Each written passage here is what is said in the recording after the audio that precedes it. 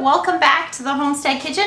Today we are going to be making supper, and we're making a dish that I shared over on Instagram, and a couple people reached out and wanted to know exactly how I make it. So I'm going to be making a big old pot of potato leek soup. So one of the kids went out and cleaned out our onion bed, which was full of the remainder of our leeks. So I'm going to show you how I clean them up and get them ready to use. They look like a really big green onion, and this is our first year growing them and our first experience cooking with them. I would say they are like an onion mixed with garlic without the bite. So I'm going to peel off a couple layers of my leek just to make it a little bit easier, get rid of the junk, and I'm going to go ahead and cut right at the base so I can get the roots off. Any of my yucky leaves, I cut them off right away, and we're just disposing of them. So then I'm left with this leek. Now the part traditionally cooked with is this white bottom portion, similar to like the white part of a green onion. Some people do cook with this, but it's a little bit tougher. So what I have been doing is cutting it off and either still washing it, because there's quite a bit of dirt that hides in there, but either throwing it in the freezer to use for stock later, or just starting some stock right as I'm doing the soup.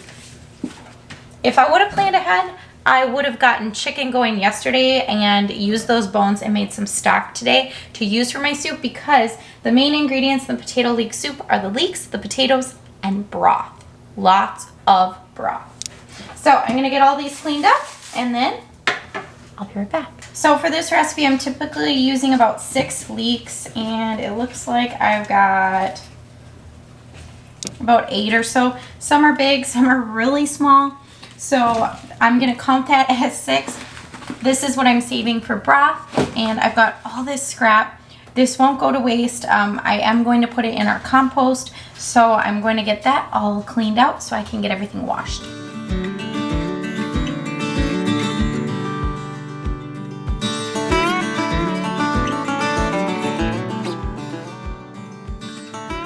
So the easiest way I found to clean the leeks is I do wash them in cold water, vinegar, and salt, just like I do any other vegetable. But then what I do is I cut down the long ways of my leek and just open it up, because it's almost like it's layers in here, and that way all of this can get washed. So I'll do that of each of these.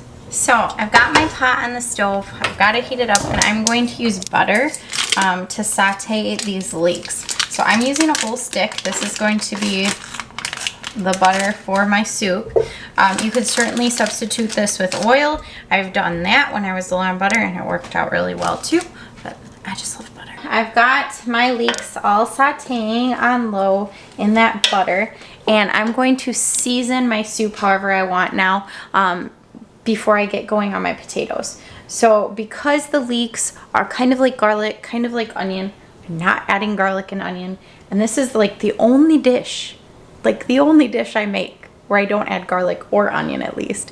But I am going to add some pepper and certainly some salt with all those potatoes that are going to be added. And I don't know, whatever else suits my fancy at the time. Probably some parsley, celery seed, some kind of just basic seasonings, but you spice it up how you'd like. One herb that I make sure I add to basically any potato dish, certainly every potato soup, is dill weed. So this is dill weed from the garden, from the greenhouse, that is still drying out on my herb rack, some hanging. So I went and grabbed that, so we can have that nice dill flavor. I think it really complements potatoes. As with most fall days around here, we are super busy. So I turned up the leeks. I almost called them onions. I turned up the leeks so I can really get them cooking, and I had full intentions of peeling all of those potatoes and getting them going. Usually I use about 3 pounds of peeled potatoes in this recipe, but I need to leave within like the next half hour. We're going to be gone until supper time and be getting home right when we want to eat. So instead, I am going to be using canned potatoes, about 3 pounds. I'm just using 3 quarts and we're gonna kind of go from there. I think what's cool about this recipe is you can adjust it to your liking. I also pulled out some canned bone broth because I didn't get a chance to make some. I still have some in my freezer, but didn't thaw. We're gonna get these opened up and put in. The canned potatoes, some of mine ended up a little starchy, so if I want, I could certainly go ahead and rinse these potatoes, but because I'm just cooking them and kind of making it mashed potato-like, I'm not worried about that extra starch. If that bothers you, go ahead and rinse them out if you have canned potatoes.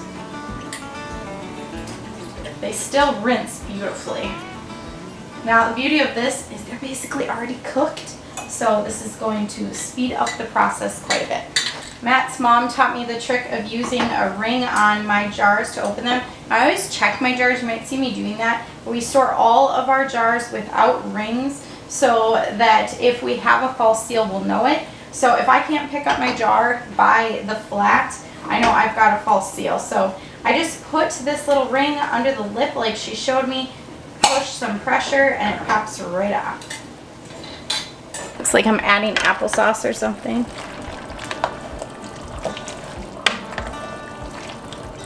All right, I probably could have done with 2 jars. I'm looking at this and I'm going to have a really full pot. So note to self, a lot of potatoes fit in a quart jar.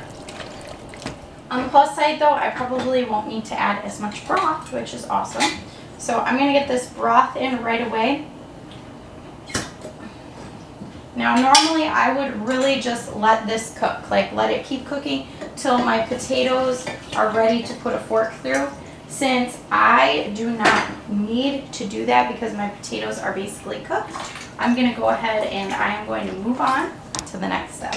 All right, so my next step is to use my immersion blender to mix my soup all up. Now I don't have a plug-in over here, so I'm going to go ahead and move it and we'll get it mixed. So you can use your immersion blender to blend this as little or as much as you want. I'm going to keep on going till pretty much everything's pureed because then everybody in this house will eat it.